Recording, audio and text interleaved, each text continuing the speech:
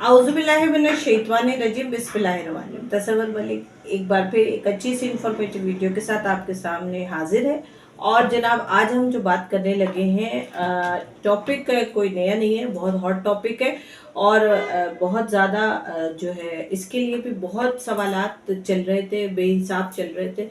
तो अब मैंने ये सोचा कि काम कर रहे हैं, अल्हम्दुलिल्लाह हमारे तो अप्रूवल्स आ रहे हैं, तो क्यों ना हम अपने लोगों को जो है इसकी सही और बेहतरीन इंफॉर्मेशन पहुंचाते हैं। तो जी हाँ, बिल्कुल ठीक समझे आप लोग। बात करने लगी हूँ आज मैं आपसे कनाडा के हवाले से। कनाडा का विजिट टू एम्प्लॉयमेंट जो लास्ट सितंबर 2023 से ओपन हुआ है, अब उसके अप्रूवल्स आना शुरू हो गए हैं और हमारे जनवरी 16 से अप्रूवल्स आ रहे हैं। इंशाल्लाह जब वीज़ा लगेगा तो वो भी मैं आपके साथ ज़रूर शेयर करूँगी। लेकिन शेयर मैं कभी वीडियो पे नहीं करती हूँ, फेसबुक पे नहीं करती हूँ। जिसने इंडिविजुअली मुझसे देखना होता है उसको हम दिखा देते हैं, क्योंकि ये किसी का एसेट होता है और मैं नहीं समझती कि हमें अब ऐसी कोई प्रूफ की ज़रूरत पड़े कि हम आपको दिखाएं तो आपको यकीन आए और हमारी बात पे यकीन आए। तो बात यह है कि 99% हमारे मुल्क में जो है वो कनाडा के वीज़े रिफ्यूज़ होते हैं। रीज़न ये है कि हमारे पास जो क्लाइंट आता है वो क्लाइंट हमें ये चीज़ नहीं बताता कि उसने ऑलरेडी पहले से कनाडा के का वीज़ा जो है वो किसी जो है एजेंट से अप्लाई किया हुआ होता है, और वो एजेंट जो होता है खैर से कहीं गायब हो चुका होता है, या खुद अपना वीज़ा लगा के बाहर जा चुका होता है, या अंडरग्राउंड हो जाता है, या वॉट एवर उसके साथ क्या हुआ, तो वो कहाँ चला गया। बहरहाल उनके पास अपने पुराने केस की रिफ्यूज़ल की स्लिप ज़रूर मौजूद होती है, लेकिन उनको जो फाइल जो 4 फाइलें बनती हैं, वो 4 फॉर्म जो रेडी किए जाते हैं वो फॉर्म की डिटेल्स नहीं होती। अब ये चीज़ आपको बताती चलूँ, आप अपनी कॉपी पेंसिल अपने साथ रखिए और इस बात को ज़हन नशीन कर लीजिए कि उसी को बेस बना के हमने नया केस बनाना होता है। अगर हम उसमें ज़रा माइनर पॉइंट समथिंग का भी कोई चेंज लाते हैं तो वो आपका केस ना सिर्फ अगेन रिजेक्ट होगा, बल्कि तीसरी बार रिजेक्ट होने के बाद एन मुमकिन हो के 5 ईयर्स के लिए बैन भी कर दिया जाए। ठीक हो गया। अच्छा, रीज़न ये नहीं कि आपके कंसल्टेंट आपके साथ धोखेबाज होते, ऐसा बिल्कुल भी नहीं है। वो हमारी बरादरी से ताल्लुक़ रखते हैं और बिना जाने बुझे किसी के बारे में कोई गलत राय कायम करना गलत बात होती। एक्चुअली जो वही मेजर प्रॉब्लम कि हमारे मुल्क में जो इशू आता है वो आता है आपके एजुकेशन ना होने का।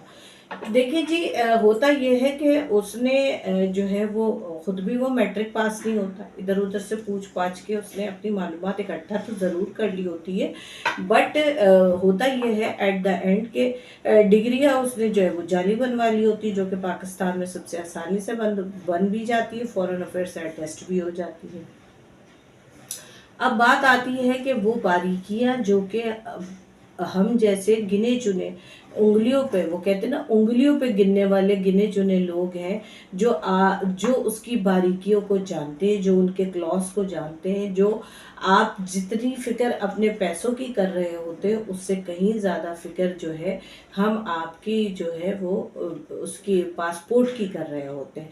क्योंकि 10 साल के लिए बायोमेट्रिक के साथ आपका थंब इम्प्रेशन चला गया, आपकी इंफॉर्मेशन चली गई, और अब आप चाहे छोटे से छोटा वीज़ा अप्लाई कर रहे हो, बड़े से बड़ा वीज़ा अप्लाई कर रहे हो, ट्राई टू अंडरस्टैंड ये बात अपनी बिल्कुल दिमाग में अच्छी तरह बिठा लीजिए कि अगर आपका पुलिस क्लियरेंस सर्टिफिकेट क्लियर नहीं है तो बराए मेहरबानी ये मेरे जुड़े हुए हाथ देखिए कि उसको क्लियर करवा लीजिए, क्योंकि अब इन फ्यूचर छोटे से छोटा कंट्री भी आपके ऊपर जो है किसी तरह की एलिगेशन लागू कर देगा और आपको वीज़ा देने में प्रॉब्लम करेगा। तो लिहाजा अब पूरे पाकिस्तान में ये प्रॉब्लम रहती है कि छोटी बड़ी बातों पे एफआईआर कट जाती है, फैसला पहले बाद में होता है, एफआईआर पहले काट दी जाती है, बाद में पता चलता है कि जिन्होंने एफआईआर कटाई थी वो आपस में गले मिल रहे हैं, वो तो जी कोई बात ही नहीं थी, एड़ी तो कोई गली नहीं थी, लेकिन उसका पासपोर्ट बेसिकली ख़राब हो जाता है। तो लिहाजा तमाम वीज़ाज़ के लिए कनाडा के बीच में ही मैं ये बात लूप में बता रही हूँ कि तमाम वीज़ाज़ के लिए आप लोग ये चीज़ अपने दिलो दिमाग दिमाग में बिठा लीजिए कि आपने अपना पुलिस क्लियरेंस सर्टिफिकेट क्लियर रखना है, आप इनोसेंट टू कोर्ट होने चाहिए। आप ट्रायल पे हैं तो उसको इनोसेंट कराइए, और अगर कोर्ट ने आपको इनोसेंट किया है तो उसका लिखा हुआ पर्चा उर्दू में ही होता है, वो लेके इंग्लिश ट्रांसलेट करा के नोटरी पब्लिक से अटेस्ट करा लीजिए। जिस तरह हम आपसे कहते हैं कि पुराने पासपोर्ट भले खो गए हैं, फट गए हैं, या आपने खुद डिस्पोज कर दिए हैं किसी वजह से, तो बराए मेहरबानी उस पासपोर्ट की FIR बैकडेट की कटवा के उसको इंग्लिश में ट्रांसलेट करा के नोटरी पब्लिक से अटेस्ट करा के वो प्रूव रखिए, क्योंकि इमिग्रेशन ये सारी चीज़ें मांगती है, और वो भी पाकिस्तानियों की जालसाजियों से इस कदर बेजार और परेशान है कि वो जो है आपको आपसे एक नहीं 170 वजूहात मांगती है। ठीक हो गया। और वो पाकिस्तानी क्या जो सीधे रास्ते से जाने को तैयार हो जाए। अब बहुत सारे सवाल ये आए थे कि जी मैडम वीज़ा लेने के बाद हम पैसे क्यों दें, हमारे साथ तो फला जी इस्लामाबाद से फलानी, पिंडी से है, सरगोदा से है, गुजरावाला से है, फैसलाबाद से, वो तो हमें कह रहे हैं कि आप जब वहाँ पहुँच जाइए तब पैसे दीजिए। तो भाई अगर वो आपसे कोई जाली काम कर रहे हैं, वो आप पे तजुर्बा कर रहे हैं, वो तुक्के पे काम कर रहे हैं, तो आपसे इस किस्म की बात ज़रूर करेंगे। बट अगर आप जेरीस में गए हैं, कनाडा का बायोमेट्रिक हुआ है, कनाडा में सबमिशन हुई है, और अंदर जेरीस से आपने लिफाफा रिसीव किया और आपके पासपोर्ट पे वीज़ा लगा हुआ है, तो मैं नहीं समझती कि उसके बाद कोई सवाल पैदा हो कि इमिग्रेशन आपको डिपोर्ट करे। अब सवाल आ जाता है कि जी डी मैडम क्या अगर हमने तो देखा है जी फला जगह पे डिपोर्ट हो जाते हैं, ढिमका जगह पे डिपोर्ट हो जाते हैं, तो भाई देखिए ये तो फिर डिपेंड करता है कि अगर आप अपने साथ कोई नशीली दफ़ा, कोई हशीश, कोई गांजा, कोई ऐसी चीज़ ले जाते हैं जो आपके कानून के ख़िलाफ़ है, तो बता दीजिए। वो तो फिर जाहिर सी बात है इमिग्रेशन आपको रोकेगी और रिपोर्ट करेगी। लेकिन वो उस सिचुएशन में जब डिपोर्ट करती है तो भी वो रीज़न लिखती है, वो रीज़न कभी भी आपके वीज़े का नहीं बनेगा। लेकिन जो भी इस वक्त कंसल्टेंट आपसे कनाडा के विजिट वीज़े पे ही या UK पे ये कहता है कि जी पहुंच के बाद फिर पैसे दे दीजिएगा, तो इसका मतलब वो आप पे तजुर्बा कर रहा है। 99% पाकिस्तान के कनाडा के वीज़े क्यों रिफ्यूज़ होते, इसलिए कि माशाल्लाह हमारे पंजाब में A to Z भरे पड़े हैं लोग, भरे पड़े, इतने भरे पड़े हैं कि आपकी सोच होगी। वो ये करते हैं कि जनाब आपके पासपोर्ट उठा लेते हैं, आपको तो पता ही नहीं होता, वो उस पर स्टैंपें लगा देते हैं, स्टिकर लगा देते हैं, एग्जिट और एंट्री की मोहर लगा देते हैं, और कख आप यहाँ से लंडी कोतर तक नहीं गए होते। तो इमिग्रेशन घास तो नहीं चढ़ी हुई है, वो भी कनाडा की इमिग्रेशन ने क्या घास खाया हुआ है, या वो भी मैट्रिक फेल है जो वो आपकी इस जालसाजी को नहीं समझ सकेगी, इसलिए वो आपको 5 साल के लिए बैन कर देती है।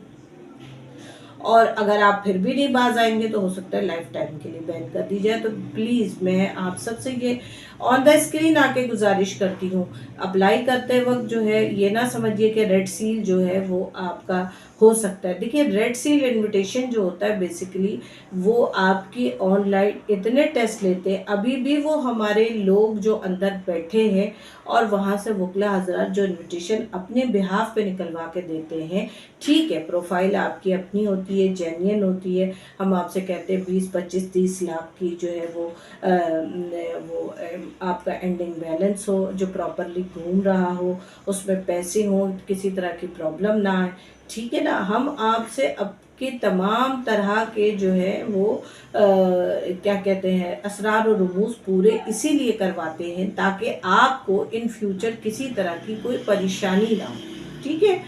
क्योंकि हम चाहते हैं कि आप जाएं तो सर उठा के जाएं। Immigration once you I get the mail from immigration, आपका वीज़ा फिर हमने भेजते हैं कि जी जाके चेरीज में पासपोर्ट जमा करा दीजिए क्योंकि हमें वीज़ा अप्रूवल की मेल आ गई है।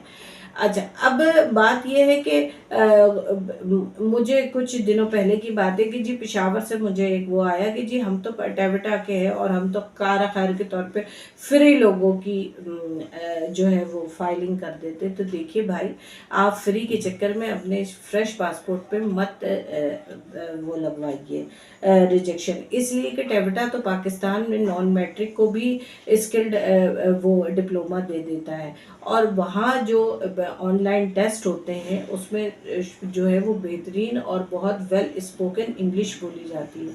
तो एक नॉन मैट्रिक शख्स जिसने स्कूल की शक्ल नहीं देखी, how could it possible to take the exam from online from the immigration of Red Seal program? Is it possible or not? Am I right or wrong? Is this clear or not?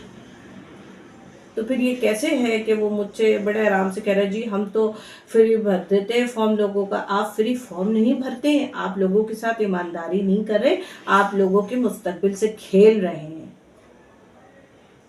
और किसी के fresh passport पे Canada का rejection लग जाना भी बिल्कुल वैसे ही है जैसे आपका 10 लाख रुपए कहीं लॉस कर जाए आप। तो चीज़ों को समझ के कीजिए। अगर आपका पहला अप्लाई है तो उसको सेकंड टाइम भी कोशिश कीजिए, वो पूरी डेट और उसके साथ आपके अप्लाई करें, कोई इसमें गलती ना हो, कोई पुराने और नए डाटा में फ़र्क ना हो, हर चीज़ उसी हिसाब किताब से होगी तो 110% होगी। अल्हम्दुलिल्लाह हमारे बच्चों के एक्नॉलेज जब हम जमा कराते हैं तो एक्नॉलेज शो कराते हैं और जब अप्रूवल आती है तो अप्रूवल शो कराते हैं। इंशाल्लाह जिनके वीज़े आएंगे उनके वीज़े भी शो कराएंगे। फिर वो वहाँ जाके अगर वो वाकई पाकिस्तान में स्किल्ड वर्कर हैं और उस स्किल्ड प्रोग्राम को कंटिन्यू करना चाहेंगे तो वो जाके वहाँ पे ट्रेनिंग को कंटिन्यू करें। अदरवाइज़ जो है वो जाने, उनका खुदा जाने, वो जिस तरह अपने आप को डील करना चाहते हैं कर सकते हैं। उम्मीद करती हूँ सेशन पसंद आया होगा। अगर कहीं कोई इन्फॉर्मेशन आपको नहीं समझ में आया है कमेंट्स में आके मुझसे पूछ सकते हैं, राब्ता कर सकते हैं। गुड टाइम, अप्लाई कीजिए, निकल जाइए इससे पहले कि फिर कोई नई पसूरी पै जाए और पाकिस्तानी जो है वो जाने से रह जाए। फ़ी अमानिल्लाह, अपना ढेर